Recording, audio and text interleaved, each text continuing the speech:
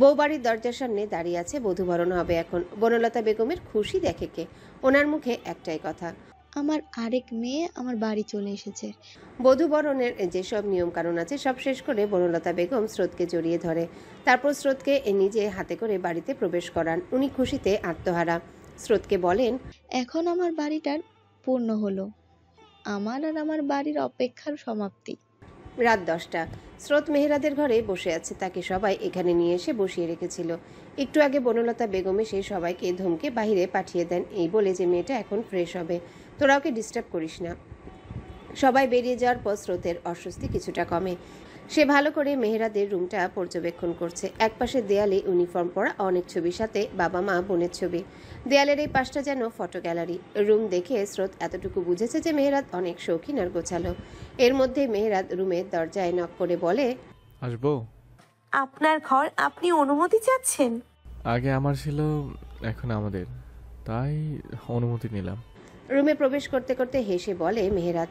মেহেরাদ দেখে স্রোত এখনো সেই বধূ বেশেই আছে। সে উদ্বিগ্ন হয়ে বলে উঠল, আপনি এখনো ফ্রেশ হননি কেন? অস্বস্তি হচ্ছে না এত ভারী সাজ পোশাকে? আসলে সবাই এখানেই ছিল তাই। যান, ফ্রেশ হয়ে চেঞ্জ করে নিন।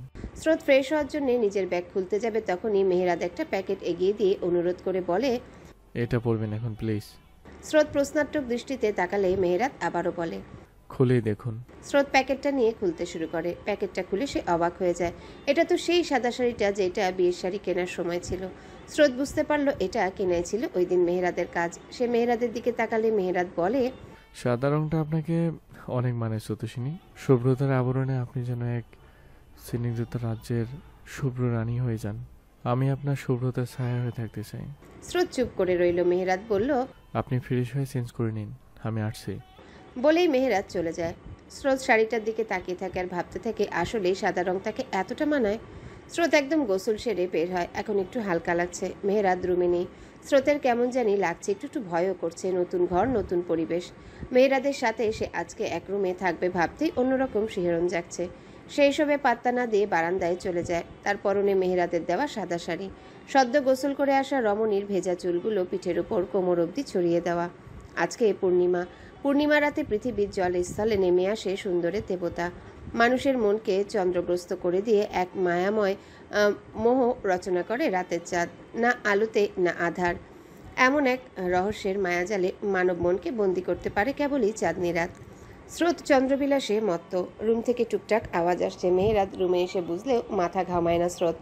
সে আকাশ দেখতে ব্যস্ত। হঠাৎ সে অনুভব করে তাকে দুটো হাত বন্দি করে ফেলেছে।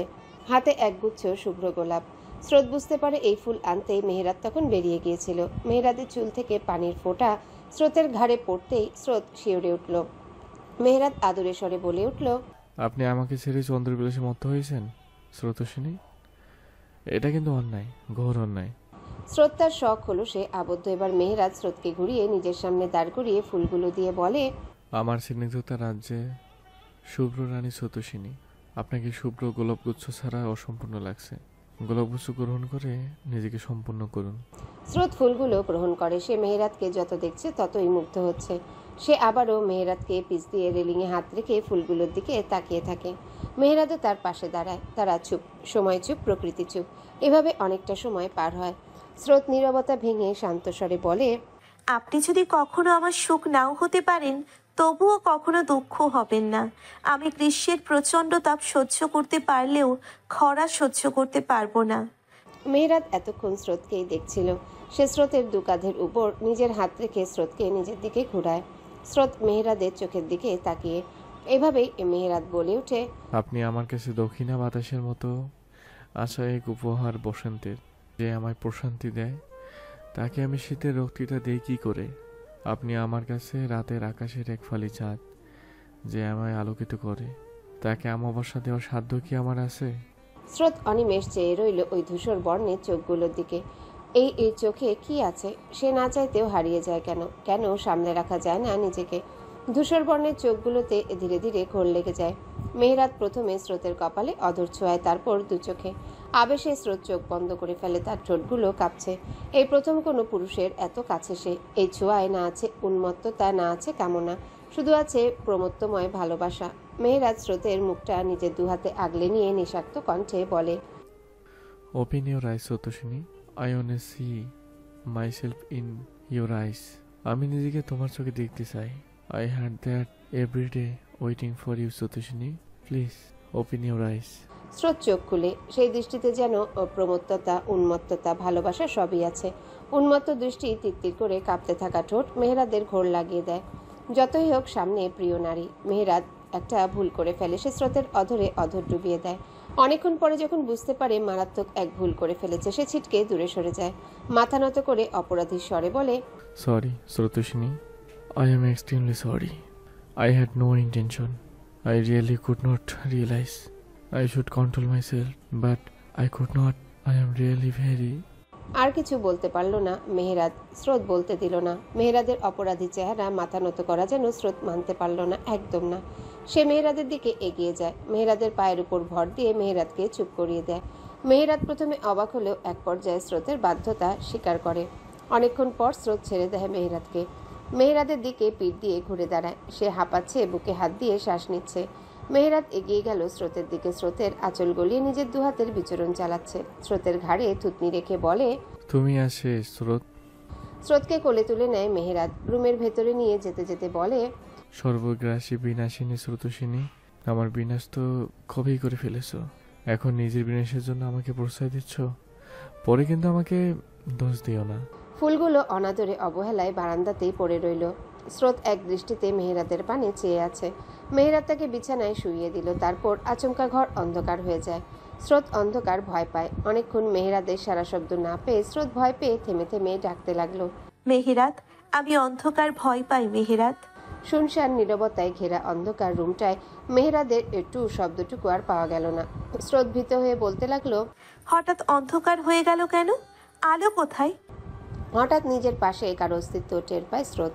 ঠান্ডা হাতের স্পর্শে শিউরে উঠে সে। মানব স্রোতের পিঠ জুড়ে ছড়ানো চুলগুলোকে এক পাশে করে ঘাড়ে কাঁধে গরম নিঃশ্বাস ফেলতে ফেলতে কানের কাছে গিয়ে মাদকতা মেশানো স্বরে বলে ওঠে, এই যে আমি আলো। সকালে ঘুম ভাঙতে স্রোত নিজেকে মেহেরাদের বুকে আবিষ্কার করলো। মেহেরাদ তাকে আষ্টে পৃষ্ঠে জড়িয়ে ধরে আছে, যেন ছেড়ে দিলেই সে উড়ে যাবে। স্রোত কোনো মতে বাঁধন ছেড়ে উঠে বসে। তার নজর যায় ঘুমন্ত মেহেরাদের মুখে। কি শান্তিতে ঘুমাচ্ছে এখন। পৃথিবীর সকল শান্তি যেন তার চোখে মুখে উপচে পড়ছে। স্রোতের মনে পড়ে যায় কাল রাতের কথা। কি পাগলামিটাই না করলো লোকটা। মুখে শুধু একটা কথাই ছিল, তুমি আমার অনেক শখের স্রোত, অনেক শখের। প্রতিদিন প্রতি মুহূর্তে তোমার অপেক্ষায় মরেছি। স্রোত ফ্রেশ হয়ে চুল মুছতে মুছতে বারান্দায় চলে যায়। তারপর আয়নার সামনে গিয়ে নিজেকে দেখতে থাকে। পরনে তার নীল শাড়ি, ভেজা চুলগুলো পুরো পিঠ দখল করে আছে। নিজের এই রূপ বড়ই অপরিচিত স্রোতের। নিজেকে কেমন অচেনা লাগছে, খুব অচেনা। গলার কাছটায় স্বামীর সোহাগ স্পষ্ট। স্রোত নিজের প্রতিবিম্ব দেখতে ব্যস্ত। হঠাৎ দুটো হাত তাকে বন্দি করে ফেলল। ভেজা চুলে মুখ ডুবিয়ে দিল। আচম কেমন হওয়ায় স্রোত প্রথমে শিওরে উঠল, পরে নিজেকে সামলে নেয়। মেহেরাদ এবার স্রোতের কাঁধে থুতনি রেখে আয়নায় দৃষ্টি ফেলে। ঘুম ঘুম কণ্ঠে বলে, আপনার এই রূপটা অনেক ভয়ঙ্কর সতোষিনী, অনেক ভয়ঙ্কর। আমার গলা শুকিয়ে আসছে, বুকে চিনচিন ব্যথা হয়। আপনাদের আমার মরণ নিশ্চিত স্রোতসিনী। স্রোত চেয়ে রইল মেহেরাদের প্রতিবিম্বের দিকে। নিজেকে ছাড়িয়ে নিয়ে শান্ত গলায় বলে, ফ্রেশ হয়ে আসুন। মেহেরাদ হেসে স্রোতের পিছন পিছন গিয়ে আবারও জড়িয়ে ধরে দুষ্টুমি করে বলে, গতকাল রাতে আপনি আমার নাম ধরে রেখেছেন। সতোষিনী, আপনার কণ্ঠে আমার নাম এত সুন্দর লাগে। আগে জানলে তো রেকর্ড করে রাখতাম, তারপর বারবার শুনতাম। রাতের কথা মনে পড়তে স্রোতের লজ্জায় মরিমরি অবস্থা। সে নিচের দিকে তাকিয়ে পায়ের বুড়ো আঙ্গুলের নখ দিয়ে মেঝে খুঁড়ছে। মেহেরাদ তা দেখে বাঁকা হেসে বলে, আপনাকে লজ্জা পেলে পুরোই রসগোল্লার মতো লাগে। মনে হয় এক কামড় দেখে ফেলি। স্রোত মেকি রাগ দেখিয়ে ধাক্কা দিয়ে সরে যায় মেহেরাদ থেকে। মেহেরাদ শব্দ করে হেসে ফেলে। তারপর স্রোতকে কোলে তুলে নিয়ে ঘুরতে থাকে। স্রোতসিনী, আপনি আমার, আমি আপনার। পুরো পৃথিবী জানুক আপনি পরিপূর্ণভাবে মেহেরাদ সাদাফের হয়ে গেছেন। পুরো পৃথিবী জানুক আপনি পরিপূর্ণভাবে মেহেরাদ সাদাফের হয়ে গেছেন। পৃথিবী সবাইকে জানিয়ে দাও, রটিয়ে দাও, আমি আমার ব্যক্তিগত সতোষিনীকে কতটা ভালোবাসি। স্রোত তার পাগল প্রেমিক পুরুষের উন্মত্ততায় অপলক চেয়ে রইল। আজ বিকালে মেহেরাদ চলে যাবে বিধায় স্রোতদের বাড়ির মানুষকে বৌভাতের নিয়ম রক্ষা করার জন্য আজই আসতে বলেছেন বনলতা বেগম। বর বাড়িতে না থাকলে বউ ভাত কেমন করে হবে, তাই বাড়ি জুড়ে এখন আয়োজন চলছে। স্রোত সবার সাথেই টুকটাক কথা বলেছে। এই বাড়ির মানুষগুলো অনেক মজা, সবাই কত হাসি ঠাট্টা করে। সে যে নতুন বউ, নতুন সদস্য, সবার ব্যবহারে তা বোঝা যায় না, মনে হয় কতদিনের চেনা। স্রোত গিয়েছিল রান্নাঘরে শাশুড়িদের সাহায্য করতে। শাশুড়িরা তাকে ধমকে ঘরে পাঠিয়ে দিয়েছে, বলেছে আমরা থাকতে তোমার কিছু করতে হবে না, সংসারের কাজ করার জন্য সারা জীবন পড়ে আছে। বনলতা বেগম জানিয়েছেন, খবরদার রান্নাঘরে ঢুকবে না। এতদিন যেমন পড়ালেখা নিয়ে ব্যস্ত ছিলে তাই থাকো, আগে ক্যারিয়ার তারপর অন্য কিছু। আর আজকে আমার ছেলেটা চলে যাবে, ওকে সময় দাও। শেষের কথাটা শুনতে স্রোতের মন খারাপ হয়ে যায়। সে যেন ভুলেই বসেছিল মেহেরাতের যাওয়ার কথা। বনলতা বেগম আবারও বললেন, সময় মতো তৈরি হয়ে নিও কেমন, সবাই চলে আসবে। স্রোত মাথা নাড়িয়ে সম্মতি প্রকাশ করলে বনলতা বেগম মাথায় হাত বুলিয়ে চলে যান। মেহেরাত সকালের খাওয়া দাওয়ায় পর কোথায় যেন গিয়েছে, এখনো ফেরেনি। স্রোত চলে যায় বারান্দায়। বারান্দাটাই যেন তার রাজ্য, তার সুখ দুঃখ হাসি কান্নার প্রকাশ সবটাই যেন এই বারান্দাতেই আবদ্ধ। মেহেরাত চলে যাবে ভাবনাটা মাথা থেকে যাচ্ছেই না। তার খারাপ লাগছে, কষ্ট হচ্ছে, কেন হচ্ছে জানে না। লোকটার মায়ায় তো কবেই পড়ে গিয়েছে, ভালোবেসে ফেললো। এত তাড়াতাড়ি ভালোবাসা হয়? হয়তো হয়। তখনই পাশে কারো উপস্থিতি টের পায় স্রোত। পাশে রেলিংয়ে হাত দিয়ে অন্যদিকে তাকিয়ে আছে। স্রোত দেখলো লোকটাকে, বুঝলো তার মন খারাপ। ভনিতা না করেই জিজ্ঞাসা করলো, মন খারাপ কেন আপনার? মেহেরাত জবাব দিল না। স্রোত এগিয়ে গেল মেহেরাদের দিকে, নিজের দিকে ঘুরিয়ে আবারও জিজ্ঞাসা করলো, বলুন মন খারাপ কেন? আমি আজকে চলে যাচ্ছি স্রোত। বুক ভরা নিঃশ্বাস নিয়ে স্রোতের দিকে তাকিয়ে বলে। স্রোত নিজের মন খারাপ বুঝতে দিল না, সে আগের জায়গায় চলে গেল। হাসতে হাসতে বলল, এর জন্য মন খারাপ করছেন? এটা কি নতুন নাকি? দেশের দায়িত্বে আছেন আপনি। মেহেরাত এগিয়ে এসে পেছন থেকে স্রোতকে জড়িয়ে ধরে বাচ্চাদের মতো অনুনয় করে বলে, আগে তো বউ ছিল না, এখন বউ আছে, কই বিয়ে করলাম? বউ নিয়ে ঘুরবো ফিরবো, সময় কাটাবো, হানিমুনে যাব, তা না। স্রোত হেসে ফেলল, পিঠ ঠেকালো মেহেরাদের বুকে। মেহেরাত আরো শক্ত করে আগলে নিল তাকে। স্রোত বাঁকা হেসে বলল, মেজর মেহেরাত সাদাব কিনা একদিনেই বউ পাগল হয়ে গেল? মেহেরাত স্রোতের ঘাড়ে মুখ ডুবিয়ে বলে, অনেক। স্রোতদের বাড়ি থেকে মানুষ চলে এসেছে। স্রোতের মামা মামি, বাবা, বান্ধবী আর সাহেলা বেগম। স্রোতের দুঃসম্পর্কের ওই ফুপি গতকালই বাড়িতে চলে যান। সাহেলা বেগম আসতে চাননি বাড়ির পরিচারিকা বলে, বান্ধবী জোর করে নিয়ে এসেছে। বলেছে আমরা তোমাকে বাড়ির সদস্যই মনে করি। স্রোতও সাহেলা বেগমকে দেখে অনেক খুশি হয়েছে। বান্ধবী স্রোতকে দেখতেই সবার সামনেই দৌড়ে গিয়ে জড়িয়ে ধরে বলে, আপু, মনে হচ্ছে কত বছর পর তোকে দেখলাম, এখন শান্তি লাগছে। তোকে কত সুন্দর লাগছে আপু। সবার সামনে এভাবে বলে স্রোত অপ্রস্তুত হয়ে যায়। বনলতা বেগম বলেছেন বান্ধবীকে নিয়ে নিজের ঘরে যেতে। স্রোত মামা মামির সাথে টুকটাক কথা বলে বান্ধবীকে নিয়ে ভেতরে চলে যায়। স্রোতের বাবা মেয়ের পানি অনিমেষ চেয়ে রইল, তার মেয়ের মুখে হাসি, কত সুন্দর লাগছে তার বড় মেয়েকে। মেহেরাত খেয়াল করেছে স্রোত তার বাবাকে এড়িয়ে যাওয়ায় উনি কষ্ট পেয়েছেন, ওনার চেহারায় অসহায়ত্ব স্পষ্ট। তাই মেহেরাত চলে যায় শ্বশুরকে সঙ্গ দিতে। এদিকে ড্রয়িং রুমে রায়হানও উপস্থিত ছিল। বান্ধবীর দিকে অপলক তাকিয়ে থাকলেও বান্ধবী একটা বারের জন্য তার দিকে তাকায়নি। রায়হান জানে এটা তারই কর্মফল। বান্ধবী রুমে এসে সারাটা ঘর ঘুরে ঘুরে দেখছে। তার বোনের পছন্দ আর মেহেরাদের পছন্দ অনেকটা এক, তার ঘর সাজানো দেখে বোঝা যাচ্ছে। স্রোত তখন বিছানায় বসে, তার পরনে নুট পিঙ্ক কালারের শাড়ি। বান্ধবী চোখগুলো ছোট ছোট করে জিজ্ঞাসা করলো, তোকে সাজিয়ে দিল কে? তুই তো সাজতে পারিস না। রিহানা আর নয়না আপু জোর করে সাজিয়েছে। স্বাভাবিকভাবেই বলে স্রোত। ভালো করেছে, নতুন বউ না সাজলে ভালো লাগে নাকি? তুই তো নিরামিষ। বোনের পাশে বসতে বসতে বলে বান্ধবী। স্রোত রাগি চোখে বোনের দিকে তাকাতে বান্ধবীর চোখ যায় স্রোতের গলার কালশিটে জায়গাটায়। বলা বাহুল্য সবার সামনে স্রোত ঘোমটা দিয়ে রেখেছিল, রুমে আসতেই ঘোমটা ফেলে দিয়েছে। বান্ধবী বিস্ময় নিয়ে জিজ্ঞাসা করে, তোর এখানকার কি হয়েছে রে? স্রোত লজ্জায় আমতা আমতা করে বলে, বিষ পিঁপড়া কামড়েছে। বান্ধবী দুষ্টুমি করে বলে, ও বিষ পিঁপড়া, মেহেরাত ভাইয়াকে বলে দিব রুমের ওষুধ দিতে। বলেই শব্দ করে হেসে ফেলে বান্ধবী। স্রোত কিছু বলতে যাবে তার আগে রুমে মেহেরাদের আগমন। স্রোত উঠে চলে যায় আয়নার সামনে। মেহেরাত হেসে জিজ্ঞাসা করে, শালিকে এত হাসছো কেন, কি হয়েছে? বান্ধবী মেহেরাতকে দেখে চুপ করে যায়। সে বিছানা থেকে উঠতে উঠতে বলে, কিছু না ভাইয়া, আপনারা থাকেন, আমি একটু বাইরে যাই। ঘর থেকে বাইরে যেতে যেতে আবারও মেহেরাতকে ডাক দেয়। ভাইয়া, বলো। আপনার রুমে অনেক বিষ পিঁপড়া হয়েছে, এদের নিধন করতে হবে, বুঝলেন? বলেই দৌড়ে চলে যায় বান্ধবী। স্রোতের লজ্জায় মরিমরি অবস্থা, তার বোন এত পাজি। মনে মনে বোনকে প্রচুর গালি দিল সে। মেহেরাত অবাক হয়ে স্রোতকে জিজ্ঞাসা করলো, বিষ পিঁপড়া আমার রুমে? কি বলে গেল? স্রোত লজ্জায় চুপ করে আছে। মেহেরাত আবারও বলল, লজ্জা পাচ্ছেন কেন? বিষ পিঁপড়ার সাথে আমার কি সম্পর্ক? স্রোতের এবার রাগ লাগলো। দাঁত কিরমিরিয়ে মেহেরাদের সামনে গিয়ে গলার দাগ দেখিয়ে বলল, এটা হচ্ছে বিষ পিঁপড়ার কাজ, বুঝেছেন? এটা তো বিষ পিঁপড়া। আমাকে বিষ পিঁপড়া বলে গেল? মেহেরাদের চেহারার ভঙ্গিমা দেখে স্রোত হেসে ফেলল। মেহেরাত তাকে নিয়ে আয়নার সামনে দাঁড় করালো। পেছন থেকে জড়িয়ে ধরে কাঁধে থুতনি রেখে ঠোঁট উল্টিয়ে বলল, শালিকা আমার জানেই না এই বিষ পিঁপড়া আরো কত কিছু করে ফেলেছে। অসভ্য পুরুষ মানুষ। আপনার কাছে একটু অসভ্যতা করব। বাঁকা হেসে বলে মেহেরাত। ছাড়ুন তো, বাসা ভর্তি মানুষ। ঢোক গিলে নিজেকে ছাড়ানোর চেষ্টা করতে করতে বলে স্রোত। মেহেরাত ছাড়ে না, আরো জোরে জড়িয়ে ধরে বলে, আপনার কি সুন্দর লেগেছে? জানি। আর কি জানেন? আমি সুন্দর, আমি জ্ঞানী, আমি গুণী। ভালোবাসি স্রোত, ভালোবাসা সুন্দর, ভীষণ সুন্দর। আমাকে ভালোবাসবেন না? জানি না, ছাড়ুন। মেহেরাতকে ধাক্কা দিয়ে চলে যায় স্রোত।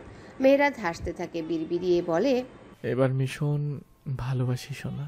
স্রোতের রুম থেকে বেরিয়ে বান্ধবী ড্রয়িং রুমের দিকে আসার সময় আচমকাকেও টেনে রুমের ভিতর নিয়ে দরজা বন্ধ করে দেয়। আচমকা হাঁচকা টান পড়ায় বান্ধবী অবাক হলেও সামনের মানুষটিকে দেখে চোখে মুখে রাগ দেখা যায়। সে বেরিয়ে যেতে নিলে রায়হান তার হাত ধরে ফেলে। বান্ধবী দাঁত কিরমিরিয়ে বলে, সবাই বাইরের ঘরে আছে, এত মানুষের সামনে আমাকে আবার হেনস্থা করবেন না। 1 বছর আগের কথা ভুলে যাও 1 বছর আগের কথা ভুলে যা বান্ধবী। আমি সরি ওইসবের জন্য। করুণ স্বরে নতমুখে বলে রায়হান। আপনি এসব কেন করছেন? কারণ আমি তোমাকে ভালোবাসি বান্ধবী। পরে এটা বুঝেছি আমি। কিন্তু আমি ভালোবাসি না। তাচ্ছিল্যের সাথে বলে বান্ধবী। আমি ভালোবাসি খুব বেশি, এটাই যথেষ্ট নয় কি? 1 বছর আগে ঠিক এই কথাটাই আমি আপনাকে বলেছিলাম, কিন্তু আপনি অন্যজনের ছিলেন। রাগান্বিত কণ্ঠে দাঁত কিরমিরিয়ে বলে বান্ধবী। আমি ওই সময় বুঝতে পারিনি। আমি ওইসবের জন্য সরি। আমাকে আমার ভুলের প্রায়শ্চিত্ত করার সুযোগ দাও। প্রলম্বিত শ্বাস ফেলে অনুনয় করে বলে রায়হান। একজন ঠকানোয় আমি প্রতি 1 বছরের পরে ভালোবাসা উঠলে পড়ছে। শুনে রাখুন, আপনার প্রতি আমার 1 আকাশ পরিমাণ ঘৃণা ছাড়া কিছুই অবশিষ্ট নেই। বান্ধবী, আমি জানি তুমি আমাকে এখনো আগের মতো ভালোবাসো। কাতর দৃষ্টিতে তাকিয়ে বলে রায়হান। বান্ধবী তার কথায় পাত্তা না দিয়ে পাশের টি টেবিল থেকে একটা কাচের গ্লাস নিয়ে ফ্লোরে ফেলে দিয়ে রায়হানকে ভাঙা গ্লাসটার দিকে ইশারা করে বলে যে, এই যে ভাঙ্গা গ্লাসটা, এটাকে যেদিন জোড়া লাগিয়ে আগের মতো করে দিতে পারবেন, ওই দিন আপনার সরি গ্রহণ করব। নারী যেমন তার সর্বোচ্চটা দিয়ে ভালোবাসতে পারে, তেমনই তার সর্বোচ্চটা দিয়ে ঘৃণাও করতে পারে, মাথায় রাখবেন। শান্তভাবেই বলে রুম থেকে বেরিয়ে যায় বান্ধবী। বান্ধবী যাওয়ার পানে কাতর দৃষ্টিতে চেয়ে রইল রায়হান। দূর থেকে একজোড়া চোখ সবকিছুই অবলোকন করলো। বিকেলের দিকে স্রোতের বাড়ির লোকজন চলে যেতে নিলে স্রোত বান্ধবীকে থেকে যেতে বলে। বান্ধবী থাকতে না চাইলেও যখন বনলতা বেগম বললেন, বান্ধবী জানে তার বোন অচেনা মানুষের ভিড়ে কেমন অস্বস্তিতে থাকে। বোনের কথা ভেবে অনিচ্ছা সত্ত্বেও থেকে যায় বান্ধবী। স্রোত ঘরে এসে দেখে মেহেরাত ব্যাগ গোছাচ্ছে, তাকে এখনো খেয়াল করেনি। সে এসে পাশে চুপ করে দাঁড়িয়ে থাকে। মেহেরাত ব্যাগ গোছাতে গোছাতেই জিজ্ঞাসা করলো, কিছু বলবেন ছোটসিনী? বিস্ময় নিয়ে জিজ্ঞাসা করে স্রোত। মেহেরাত ব্যাগের চেন টেনে নিয়ে স্রোতের দিকে এগিয়ে আসতে আসতে হেসে বলে, আপনার ফ্লোরাল পারফিউমের স্মেলটা আমি চিনি। সন্ধ্যায় খাটে হেলান দিয়ে বসে মলিন কণ্ঠে বলে মেহেরাত। স্বল্পভাষী স্রোত আর মেহেরাতকে ঘাটায় না। সে চলে যায় চেঞ্জ করতে। অনেকক্ষণ যাবতে ভারী আবরণে আছে সে। সন্ধ্যাবেলা একটা সুন্দর দিনের সমাপ্তি জানিয়ে ঘুটঘুটে অন্ধকারের আহ্বান করে। দিনের আলোর মন খারাপের ফলে যেন সন্ধ্যাবেলা। বিকেলের মন তখন থাকে বিষণ্ণ। মেহেরাত বেরিয়ে যাবে, ড্রাইভার নিচে অপেক্ষা করছে। যতদিন মেহেরাত বাড়িতে থাকে ততদিন ওর ড্রাইভারের ছুটি থাকে। ওই সময়ের পরে মেহেরাত স্রোতের মধ্যে তেমন আর কথা হয়নি। মেহেরাত রুম থেকে বেরিয়ে যাওয়ার সময় স্রোতের কাঁধে দুহাত রেখে বলে, আসি, নিজের খেয়াল রাখবেন, আম্মুর খেয়াল রাখবেন, আর ভালোভাবে পরীক্ষা দিবেন। আমি যেন আবার এসে শুনতে পাই আমার বউ একজন ডক্টর, আর আমাকে একটু একটু মিস করবেন, ঠিক আছে? শেষের কথায় স্রোত হেসে ফেলে। চোখের পলক ফেলে মেহেরাতকে আশ্বাস দেয়, ভরসা দেয়। মেহেরাত স্রোতকে ছেড়ে যেই রুমের বাহিরে পা দিবে তখনই স্রোত পেছন থেকে জড়িয়ে ধরে মেহেরাতকে। মাথা রাখে ওর পিঠে। সে জানে না এমন কেন করলো, তবে তার ইচ্ছে হলো, আর সে সবসময় তার ইচ্ছেকে প্রাধান্য দেয়। মেহেরাত থেমে গেল। চেহারায় বিস্ময়ের সাথে প্রশান্তির ছাপ স্পষ্ট। অধর প্রসারিত করে ঘুরে দাঁড়িয়ে স্রোতের কপালে চুমু খেয়ে জড়িয়ে ধরে বলে, যাওয়ার সময় এত টান দেখাবেন না সতোষিনী, আমার যেতে কষ্ট হবে খুবই। ফোনে তো যোগাযোগ হবে আমাদের, বুঝেছেন সতোষিনী? প্রেম তো করতে পারলাম না, এবার না হয় বিয়ের পরে প্রেম করব। লং ডিস্টেন্স রিলেশনশিপ হবে আমাদের, চুটিয়ে প্রেম করব, যেখানে প্রতিদিন নিয়ম করে দেখা না হলেও ভরসা, বিশ্বাস, ভালোবাসা থাকবে। স্রোত এই লোকের মতিগতি বুঝে উঠতে পারে না। এখনই মন খারাপ তো এখনই মজা করছে। স্রোত কটমট করে তাকালে মেহেরাত শব্দ করে হেসে ফেলে, তারপর স্রোতকে নিয়ে বেরিয়ে যায়। বসার ঘরে সবাই অপেক্ষা করছে। সবাই মেহেরাতকে গাড়ি অবধি এগিয়ে দিতে গেল। গাড়িতে ওঠার সময় মেহেরাত বনলতা বেগমকে মজা করে চোখ ছোট ছোট করে জিজ্ঞাসা করলো, মা, তুমি আবার কাঁদছো না কেন? অন্য সময় তো কেঁদে কেটে ভাসিয়ে দাও। তোকে আর প্রয়োজন নেই বুঝলি, এবার আমার আরেক মেয়ে আমার সাথে আছে। স্রোতকে এক হাতে জড়িয়ে ধরে বললেন বনলতা বেগম। স্রোত স্মিত হাসল। মেহেরাত অবাক হওয়ার ভান করে স্রোতকে উদ্দেশ্য করে বলল, আপনি কি জাদুর টোনা জানেন সতোষিনী? উপস্থিত সবাই মেহেরাতের এই প্রশ্নে অবাক হয়ে তাকায়। স্রোত বিস্ময় নিয়ে শোধায়, এই যে আমার মা এখন আমাকে ভুলে আপনার কথা বলছে, কি করেছেন বলুন তো আপনি? দুষ্টুমি করে বলে মেহেরাত। উপস্থিত সবাই কথার মানে বুঝতে পেরে একে অপরের মুখের দিকে তাকিয়ে শব্দ করে হেসে ফেলে। স্রোতের অভিব্যক্তি দেখার মতন। বনলতা বেগম মেকি রাগ দেখিয়ে মেহেরাতের কাঁধে চাপড় মেরে বলেন, শয়তান একটা, সব সময় ফাজলামি, বের হ এখন। মেহেরাত হাসছে। গাড়ি চলতে শুরু করলো নিজ গতি বজায় রেখে। মেহেরাত গাড়ির সিটে মাথা এলিয়ে দিয়ে চোখ বুজে রইল। স্রোত হাতে বই নিয়ে বিছানায় হেলান দিয়ে বসে আছে। তার শূন্য শূন্য অনুভব হচ্ছিল। মাথায় মেহেরাদের ভাবনা আসছিল, তাই ভাবলেও বই নিয়ে বসলে একটু ভালো লাগতে পারে। তাছাড়া 2 মাস পর পরীক্ষা, না চাইলেও পড়তে হবে। বান্ধবী তার পাশে ফোন নিয়ে বসে থাকলেও মাথায় রায়হানের কর্মকাণ্ডের ভাবনা। সে এমন কেন করছে? সত্যি কি ভালোবাসে? এভাবে ভালোবাসা হয়? বান্ধবী ভেবে নিয়েছে সে কখনো রায়হানকে মেনে নেবে না, সে যত ভালোবাসায় থাকুক না কেন। সে 1 বছর আগের কথা ভুলে যায়নি। তার মনে পড়ে যায় 1 বছর আগের দিনগুলোর কথা। সবেমাত্র এইচএসসি পরীক্ষা দিয়ে অ্যাডমিশনের জন্য কোচিংয়ে ভর্তি হয় বান্ধবী আর ওর বান্ধবীরা। ওরা ইঞ্জিনিয়ারিং ইন্টারেস্টেড ছিল। ওই কোচিংয়ে রায়হান ক্লাস নিত, সেখান থেকেই তাদের পরিচয়। বলা বাহুল্য, রায়হান কয়েক মাস আগে বুয়েট পাশ করে এখন একটা ফার্মে কর্মরত। তখন রায়হান 5th ইয়ারের স্টুডেন্ট ছিল। নাবালিকা বান্ধবী তখন সাবালিকা, চারিদিকে রঙিন প্রজাপতি দেখে। রায়হানকে দেখে সে প্রেমে পড়ে যায়। ক্লাস নেওয়ার সময় ড্যাব ড্যাব করে তাকিয়ে থাকতো। প্রথম রায়হানের অস্বস্তি হলেও পাত্তা দিত না। দিন দিন বান্ধবীর জ্বালানো বেড়ে যায়। ফেসবুকেতেও ভালোবাসি বলে পাগল করে ফেলতো। রায়হান ক্লাস করানোর আগেও টেবিলে ফুল রাখত নিয়মিত। সবাই দেখলেও কেউ প্রকাশ করতো না। রায়হানকে অনেক দিন সরাসরি বলতে গিয়েও পারেনি। তবে দিন পার হওয়ার সাথে সাথে রায়হানও সব বুঝেন। বিরক্ত হয়ে একদিন ক্লাসের সবার সামনে বান্ধবীকে রেগে মেগে অনেক কথা শোনায়। বান্ধবী এর সামনে গিয়ে রাগান্বিত স্বরে বলে, স্ট্যান্ড আপ। বান্ধবী খুশি হয়ে দাঁড়িয়ে যায়। কি সমস্যা তোমার? প্রতিদিন আমায় বিরক্ত করছো কেন? দাঁত কিরমিরিয়ে প্রশ্ন করে রায়হান। রায়হানের রাগ দেখে বান্ধবী ঘাবড়ে যায়। আমতা আমতা করে বলে, কোথায়? তুমি কি ভেবেছ আমি বুঝি না? টেবিলে ফুল রাখা, মাঝে মাঝে চিঠি রাখা, ফেসবুকেতে মেসেজ দিয়ে ইনবক্স ভরিয়ে দেওয়া, ক্লাসের ড্যাব ড্যাব করে তাকিয়ে থাকা, পিছনে গুড়গুড় করা বুঝি না আমি? আমাকে তোমার বাচ্চা মনে হয়? হোয়াটস এ রং উইথ ইউ ম্যান? বান্ধবী ভয় পেয়ে চোখ মুখ খিচিয়ে চুপ করে থাকলে রায়হান এবার চেঁচিয়ে ওঠে, স্পিক আউট। আপনাকে ভালোবাসি। আমতা আমতা করে বলে বান্ধবী। কথাটা শেষ হতে না হতেই বান্ধবীর গালে থাপ্পড় পড়ে। গালে হাত দিয়ে কাতর দৃষ্টিতে চেয়ে রইল রায়হানের পানে। রায়হান রাগে কাঁপছে। সে ভুলেই বসেছে সে পুরো ক্লাসের সামনে আছে। তখনই ইরা ক্লাসে প্রবেশ করে। ইরা আর রায়হান সমবয়সী ব্যাচমেট। দুজনেই এই কোচিং সেন্টারে পড়াতো। ইরা দৌড়ে ওদের কাছে এসে কি হয়েছে জিজ্ঞাসা করে। রায়হান কিছু না বলে ইরাকে এক হাতে জড়িয়ে ধরে বান্ধবীকে উদ্দেশ্য করে বলে, এই যে এরা, I love her, we are in a relationship. Next time আমাকে ডিস্টার্ব করলে এর থেকে বেশি খারাপ হবে বলে দিলাম। বান্ধবীর চোখ জলে টইটুম্বর। থাপ্পড় দেওয়ায় ওর কিছু যায় আসে না। সে তাকিয়ে আছে ইরাকে জড়িয়ে ধরার দিকে। একসময় চোখের জল বাঁধ ভেঙে বেরিয়ে আসে। বান্ধবী সবার সামনেই বলে, আজকের দিনটার জন্য আপনি অনেক সাফার করবেন, অনেক। এই আমাকেই আপনি খুঁজবেন, কিন্তু পাবেন না। মিলিয়ে নিয়েন আমার কথা। বলেই কাঁদতে কাঁদতে বেরিয়ে যায় বান্ধবী। পরে ইরা সব শুনে রায়হানকে বলেছিল যেটা তুমি ঠিক করনি। বাচ্চা মেয়ে বুঝিয়ে বললেই হতো। পুরো ক্লাসের সামনে ওকে থাপ্পড় মারাটা কি ঠিক হয়েছে? 2 মাস যাবৎ বিরক্ত করছিলে, পাত্তা দিই নাই। তবুও ভেবেছিলাম পুরো ক্লাসের সামনে ধমকালে ঠিক হয়ে যাবে। উল্টো সবার সামনে বলে ভালোবাসি, তাই নিজেকে কন্ট্রোল করতে পারিনি। তবুও তোমার ওকে বুঝিয়ে বলা উচিত ছিল, আলাদা করে কথা বলা উচিত ছিল। তুমি ভুল করেছো, আগামী ক্লাসে ওকে সরি বলবা। ঠান্ডা মাথায় বলে চলে যায় ইরা। রায়হান ইরার কথাগুলো ভাবতে থাকে। সে অনেক বড় ভুল করে ফেলেছে। পরে বুঝতে পারলেও সরি বলার সুযোগ পায় না। মা মরা মেয়ে বান্ধবী প্রথম প্রেম প্রত্যাখ্যান, পুরো ক্লাসের সামনে অপমান মানতে পারেনি। সে আর কোচিংয়ে যায়নি, অনেক ভেঙে পড়েছিল। বান্ধবী ছাড়া কাউকে বলতেও পারছিল না। স্রোত পড়াশোনায় ব্যস্ত থাকায় খেয়ালও রাখতে পারেনি। অদৃষ্টের পরিহাসে বান্ধবী ইঞ্জিনিয়ারিং বিশ্ববিদ্যালয়ে চান্স না পেলেও ঢাকা ভার্সিটিতে পেয়ে যায়। রায়হান নিজের ভুল বুঝতে পেরে বান্ধবীদের কাছে ওর খোঁজ চাইলেও ওরা দেয় না। অফিসের খাতা চেক করে দেখতে পায় এখানে বান্ধবীদের গ্রামের বাড়ির অ্যাড্রেস দেওয়া।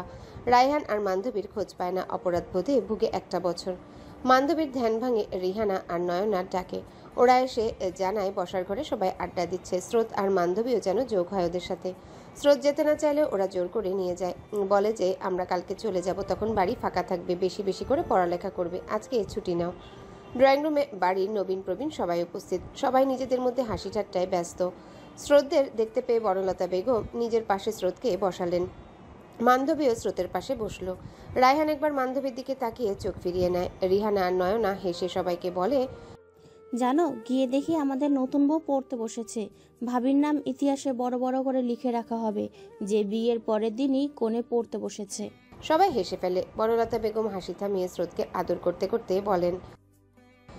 নবীন বলে ওঠে, আজকে আমরা আপনাকে একটু বিরক্ত করব, কালকে আমরা চলে যাব, তারপর বলবেন আজকে আমাদের সাথে আড্ডা দিন। স্রোত তখন স্মিত হেসে বলে, আরে তেমন কোনো ব্যাপার না, আসলে কিছু ভালো লাগছিল না তাই আর কি। নয়না মজা করে বলে, কেন কেন ভাইয়াকে মিস করছিলে নাকি ভাবি? স্রোত লজ্জা পেয়ে যায়। স্রোত কিছু বলবে তার আগেই নবীন বলে ওঠে, তুই তো আরিফ ভাইকে চোখে হারাস, ভাইয়া যখন বাইরে থাকে তখন হৃদয় ফোন দিয়ে বিরক্ত করিস, তাহলে ভাবে মিস করবে না কেন? সবাই হেসে ফেলে। আরিফ এর সামনেই নয়না আরিফ দুজনই লজ্জা পায়। নয়না লজ্জা আড়াল করে ভাইয়ের দিকে কটমট করে তাকিয়ে বলে, তুই চুপ কর, তুই দেখেছিস এমন করতে? দেখিনি মানে? ভাইয়া যখন রাগ করে তোর ফোন রিসিভ করে না, তখন তো আমার ফোন দিয়েই কল করিস। এই মিথ্যে বলবি না একদম, ভালো হবে না বলে দিলাম। মেকি রাগ দেখিয়ে বলে নয়না। সবাই দুই ভাই বোনের খুনসুটি দেখছে আর হাসছে। মাধবী বেগম তখন ছেলে মেয়েদের থামাতে বলে ওঠেন, এই তোরা চুপ করবি? এখানেও ঝগড়া করছিস? বাপের মতো ঝগড়াটে হয়েছিস দুইটা। সবাই হাসছে। নোলক সাহেব তখন তেলে বেগুনে চলে উঠলেন। এই মাধবী, মিথ্যে বলবে না, আমি ঝগড়া করি না, তুমি করো। তখন নয়না নবীন একসাথে বলে ওঠে, আসতে আমি ঝগড়া করি? আমার সারা জীবন চলে গেল এদের পেছনে খাটতে খাটতেই, আর এরা বাপের পক্ষ নয়, আর মাস জ্বালিয়ে খেলো আমার। মেকি রাগ দেখিয়ে বললেন মাধবী বেগম। সবাই ঠোঁট টিপে হাসছে। নোলক সাহেব তখন আদুরে স্বরে বলেন, আহা মাধবী, রেগো না তো, আমরা মজা করছিলাম, আমরা তোমাকে অনেক ভালোবাসি। স্রোত চুপচাপ ওদের কাণ্ড দেখছে। এমন একটা সুখী পরিবার তো ওর স্বপ্ন ছিল। সবাই কত ফ্রেন্ডলি। স্রোত মন দিয়ে ওদের খুনসুটি দেখছে। স্রোতের ধ্যান ভাঙে মেয়েরাদের কলে। সবাইকে একটা গুরুত্বপূর্ণ কল বলেও ঘরে চলে যায়। সবাই আবার নিজেদের মধ্যে আড্ডা দিতে থাকে। বান্ধবী অনেক উপভোগ করে এই পরিবারের টকঝাল মিষ্টি খুনসুটিগুলো। ঘরে আসতে আসতে দুবার রিং হয়ে কল কেটে যায়। আবার কল করলে স্রোত রিসিভ করে সালাম দেয়। সালাম বিনিময় শেষে মেয়েরা জিজ্ঞাসা করে, কি করেছেন? খোলা আকাশের নিচে দাঁড়িয়ে আছি, আপনি? আপনাকে মিস করছি। আমাকে মিস করছেন না? একদমই না। কেন মিস করব বলুন তো? বরং শান্তি লাগছে কেউ চালাচ্ছে না। আমি আপনাকে জ্বালাই, এটা বলতে পারলেন আপনি? ঠোঁট উল্টিয়ে বলে মেহেরাত। স্রোত ঠোঁট টিপে হেসে বলে, অনেক বেশি। আমি আমার বউকে জ্বালাই, আপনার কি হুম? এটা আমার স্বামীগত অধিকার। ভাব নিয়ে বলে মেহেরাত। স্বামীগত অধিকার আবার কি? এই তো বউকে আদর করা, টুপ করে জড়িয়ে ধরা, একটু একটু চুমু খাওয়া, বউকে জ্বালানো, রাগানো ইত্যাদি। আর বউগত অধিকার নেই বুঝি? তা তো আছেই, কিন্তু আমার বউটা তো নিরামিষ, আমাকে একটু ভালোবাসে না, আমার থেকে পালিয়ে বাসে, অনেক কষ্টে আছে বুঝলে স্রোতসিনী। আমার বউ আমাকে পাত্তাই দেয় না। ঠোঁট উল্টিয়ে করুণ স্বরে মজা করে বলে মেহেরাত। আমি আপনাকে পাত্তা দিই না? ঠিক আছে, যে পাত্তা দেয় তার কাছে যান, ফোন রাখুন। রাখছেন কেন সত্যিনী? শুনুন না। বলুন। এই আপনি আপনি করে কথা বললে দূরের মানুষ লাগে। আমার বউ কি আমার দূরের মানুষ বলো? তাই আমি এখন থেকে তুমি তুমি করে বলবো, ঠিক আছে? আচ্ছা, আপনার ইচ্ছে। তুমিও তুমি তুমি করে বলবে। আমার সময় লাগবে। নিরামিষ কথাকার। ফোন রেখে দিব কিন্তু। না না, আমার ভালো বউটা শোনো, ওটা শোনো না। আদুরে স্বরে বলে মেহেরাত। আবার কি? ভালোবাসি অনেক। শান্ত গলায় বলে মেহেরাত। নতুন কিছু বলুন, এটা পুরনো হয়ে গিয়েছে। ভাব নিয়ে বলে স্রোত। পারি না, তুমি শিখিয়ে দাও কিভাবে ভালোবাসতে হয়। ভনিতা করে বলল মেহেরাত। আপনার চালাকি আমি বুঝি না ভেবেছেন? মেহেরাত শব্দ করে হেসে ফেলে বলে, ভালোবাসি বলো না। এত সহজে না। শুনেই ছাড়বো। চেষ্টা করতে থাকেন। বলা লাগবে না, যখন থাকবো না তখন ঠিকই বলবে। আমি শুনতে পারবো না আর কি। স্রোতকে ইমোশনাল করার জন্য কথাটা বললেও স্রোত রেগে যায়। সবসময় ফাজলামি ভালো লাগে না। ফার্দার আমার সামনে এসব কথা বলবেন না। মজা করছিলাম, সরি। স্রোত কিছু বলে না, তার রাগ লাগছে। মা চলে যাওয়ার পরে এই কাউকে বিশ্বাস করলো, ভরসা করলো, নিজের আত্মার সঙ্গী করলো। তার হারিয়ে যাওয়ার কথা মেনে নিতে পারছে না সে। মেহেরাজ সারা শব্দ না পেয়ে বলে, আমাকে হারানোর ভয় পাও? তবুও ভালোবাসি বলো না। বলবো না, খারাপ লোক। বলেই ফোন কেটে দেয় স্রোত। মেহেরাত বুঝেছে বউ রেগেছে, আবারও ফোন করতে থাকলো।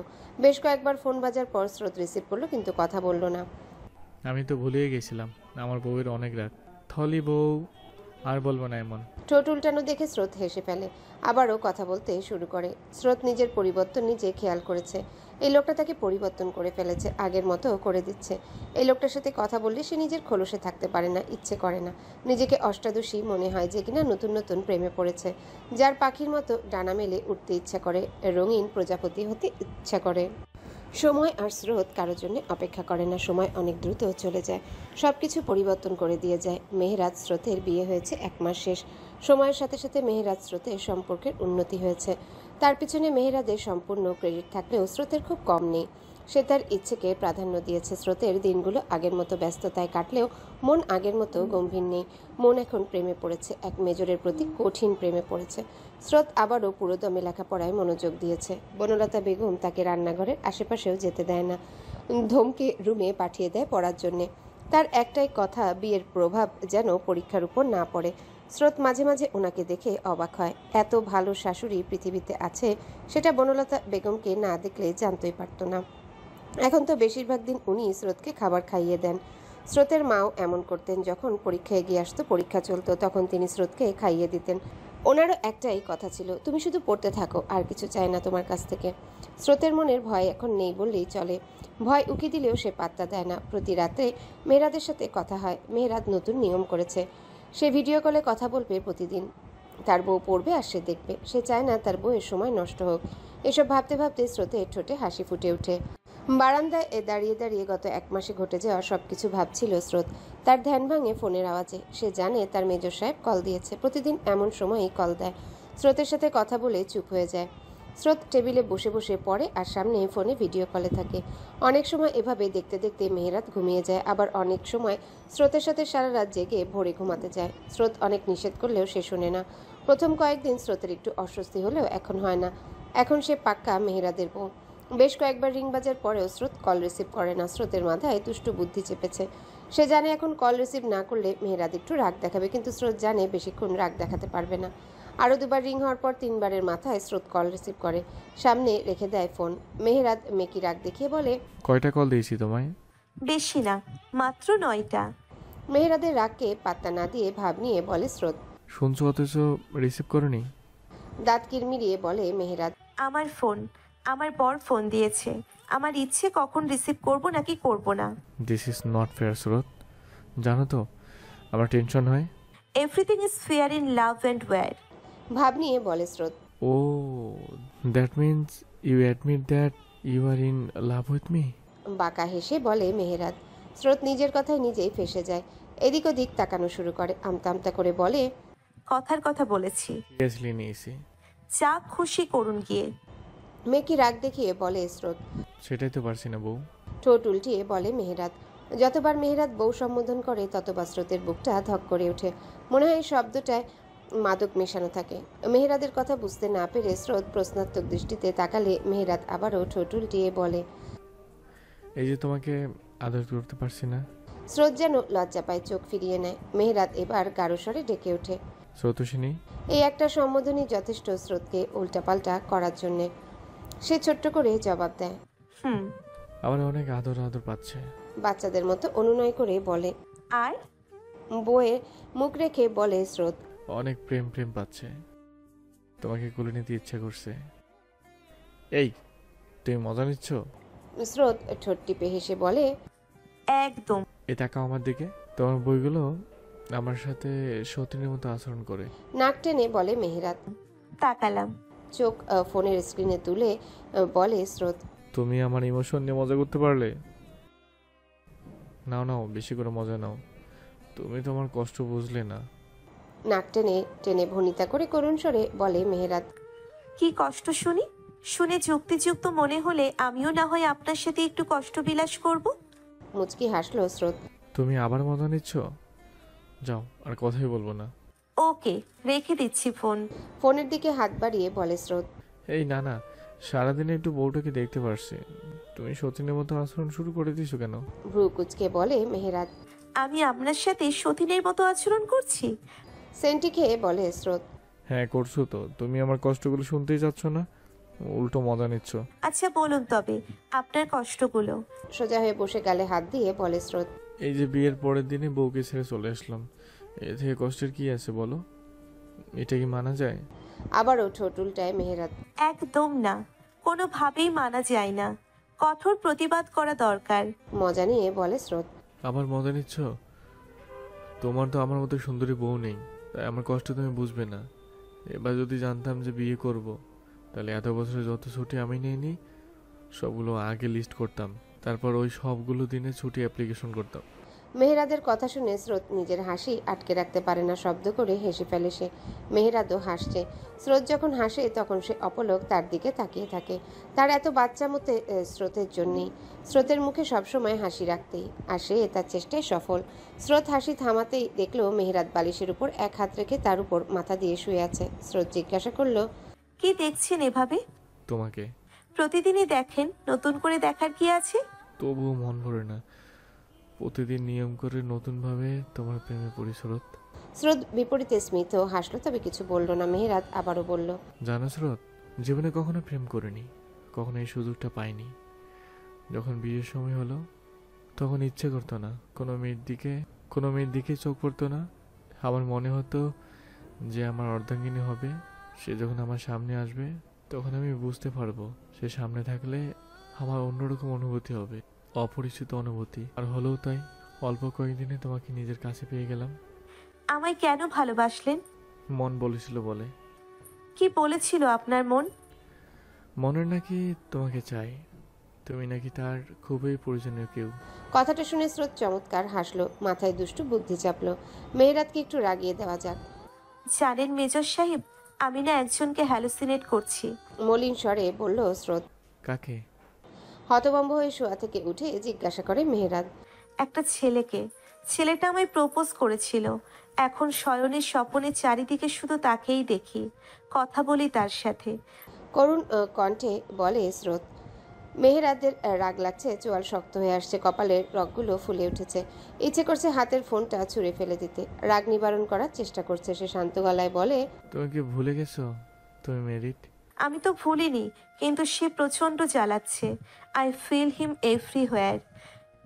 Maybe I am in love with him. Proposal accept করব ভাবছি। You feel him? Really? Are you out of your mind? দাঁত কিরমিরিয়ে বলে মেহেরাত। আমি সজ্ঞানেই বলছি, আই ফিল হিম। তোমায় আমি খুন করবো বেয়াদব, সাথে ওই ছেলেকেও। সবকিছু সহ্য করে নেই বলে বেশি বাড়ছো। চোয়াল শক্ত করে বলে ফোন কেটে দেয় মেহেরাত। কত বড় সাহসের বউকে প্রপোজ করে তার কল্পনায় আসে। আবার তার বউ কিনা হ্যালুসিনেট করে, ফিল করে, কথা বলে, প্রপোজ অ্যাকসেপ্ট করার কথা বলে। সাহস কত! রাগে বিছানার পাশে অবস্থিত টি টেবিলের উপর থাকা গ্লাসটা ছুঁড়ে মারে। গ্লাস ভেঙে চুরমার হয়ে যায়। এর মধ্যেই ফোন বেজে উঠলে দেখে স্রোত কল করেছে, কিন্তু সে রিসিভ করেনি। অনবরত কল আসায় সে ফোন অফ করে দেয়। তার মাথায় চলছে অন্য কিছু। অন্যদিকে স্রোত ভেবেছিল একটু মজা নেবে, কিন্তু মহাশয় তো রেগেই বোম। সে ফিল করে, হ্যালুসিনেট করে, কিন্তু সেটা তো মেহেরাতকেই করে, তাও বিয়ের কয়েকদিন পর থেকেই। তার অবচেতন মস্তিষ্ক মেহেরাতকে নিজের আশেপাশে কল্পনা করে নেয়, যেটা কঠিন প্রেমে পড়ার লক্ষণ।